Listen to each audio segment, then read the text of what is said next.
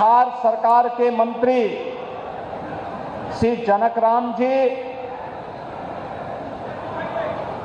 राजस्थान के वरिष्ठ नेता सम्मानित श्री राजेंद्र सिंह राठौर जी, दिल्ली विधानसभा के माननीय सदस्य श्री अनिल शर्मा जी, विधान परिषद सदस्य श्रीमती अनामिका सिंह पटेल जी, पूर्व विधायक ससीम गोयल जी, भारतीय जनता पार्टी पटना ग्रामीण के जिलाध्यक्ष श्री रजनीश कुमार जी, लोजपा के जिलाध्यक्ष श्री चंदन यादव जी, जदयू के जिलाध्यक्ष श्री आसिफ आलम जी, आरएलएम के जिलाध्यक्ष श्री राजेंद्र कुशवाहा जी, विधानसभा के प्रभारी श्री श्रीराम शर्मा जी, महामंत्री पवन तिवारी जी और इस कार्यक्रम का संचालन कर रहे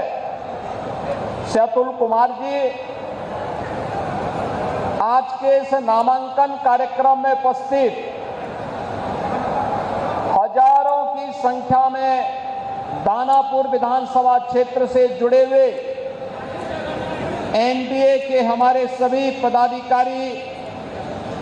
कार्यकर्ता बहनों और भाइयों, मैं सबसे पहले बिहार की इस पावन धरा को, जिस पावन भूमि को मां जानकी की पावन भूमि के रूप में, भगवान बुद्ध की ज्ञान भूमि के रूप में, भगवान महावीर की जन्मभूमि के रूप में, लोकतंत्र की जननी के रूप में जाना जाता है, इस पावन धरा को कोटि कोटि नमन करते हुए आप सभी का मैं हृदय से अभिनंदन करता हूं। बहनों और भाइयों, ये मेरे लिए अत्यंत सौभाग्य का विषय है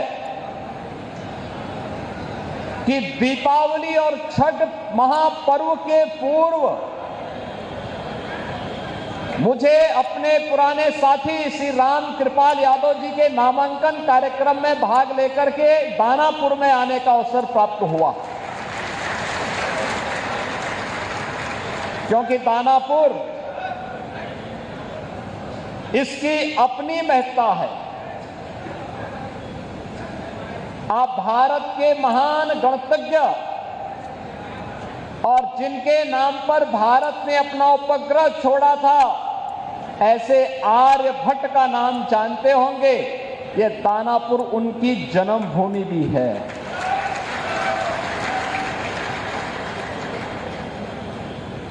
याद रखना, आचार्य कौटिल्य, चंद्रगुप्त मौर्य और अशोक महान जैसे महाप्रतापी राष्ट्र शिल्पियों को देने वाला हमारा यह बिहार और गुरु गोविंद सिंह जी महाराज की पावन जन्मभूमि के रूप में भी हमारा यही बिहार और यही क्षेत्र जाना जाता है। गुरु गोविंद सिंह जी ने कहा था कि देहु सिहा पर देहु सिवावर मोही है, शुभ कर्मन ते कबहू न टरो। यानी गुरु गोविंद सिंह जी का यह अमर वाक्य आज भी हर भारतीय को एक नई प्रेरणा प्रदान करते हैं और ये यहां की धरती इस बात की गवाह है कि गुरु गोविंद सिंह जी महाराज जब पटना साहिब से उनको बाहर जाना हुआ तो पहला पड़ाव यही दानापुर उनका रहा है। बचपन में उनका पहला पड़ाव यही दानापुर बना था। आज उस दानापुर में मुझे भी आने का सौभाग्य प्राप्त हुआ है। बहनों और भाइयों, उत्तर प्रदेश और बिहार का संबंध ये केवल एक संबंध नहीं है, एक साझी विरासत है, एक आत्मा का संबंध है,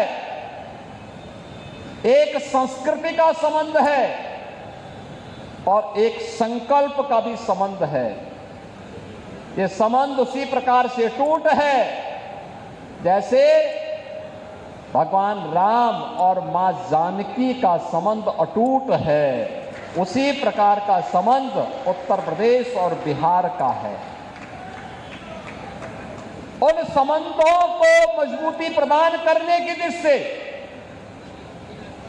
आज डबल इंजन की सरकार बिहार में फिर से स्थापित हो और डबल इंजन सरकार में बिहार की गति डबल स्पीड से आगे बढ़ती हुई दिखाई दे।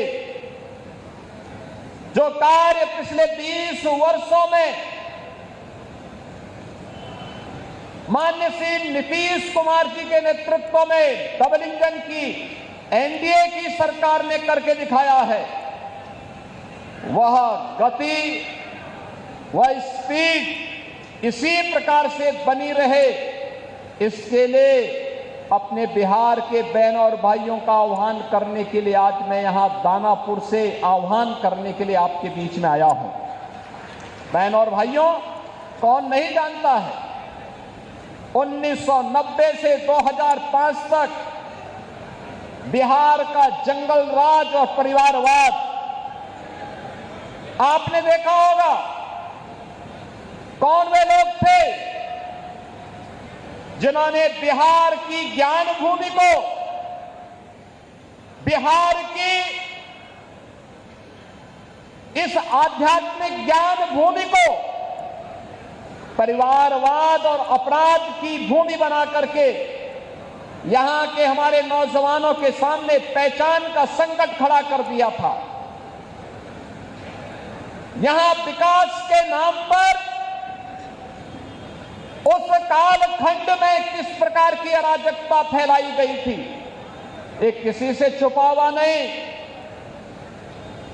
विकास के नाम पर यहां पर पेशेवर गुंडे और माफियाओं को सत्ता का संरक्षण 1990 से 2005 के बीच में प्रदान करके पूरे बिहार के विकास को बाधित कर दिया गया था। बिहार के नागरिकों के सामने, बिहार के नौजवानों के सामने पहचान का संकट खड़ा हो गया था और वह व्यक्ति बिहार से प्लान कर रहा था जिसके मन में एक भाव था बिहार के बारे में कुछ करने की, बिहार को आगे बढ़ाने की और बिहार की अपनी उस परंपरा को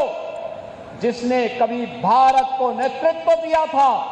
भारत के स्वर्ण युग को लाने का अवसर जिस बिहार ने दिया था, अपने पूर्वजों की स्थापना को पुनर्स्थापित करने का जो जज्बा था, उस जज्बे को उस कालखंड में किस प्रकार से रौंदने का काम हुआ था, यह किसी से छुपा हुआ नहीं। और इसीलिए पिछले 20 वर्ष में बिहार को उस कलंक से मुक्त करने का काम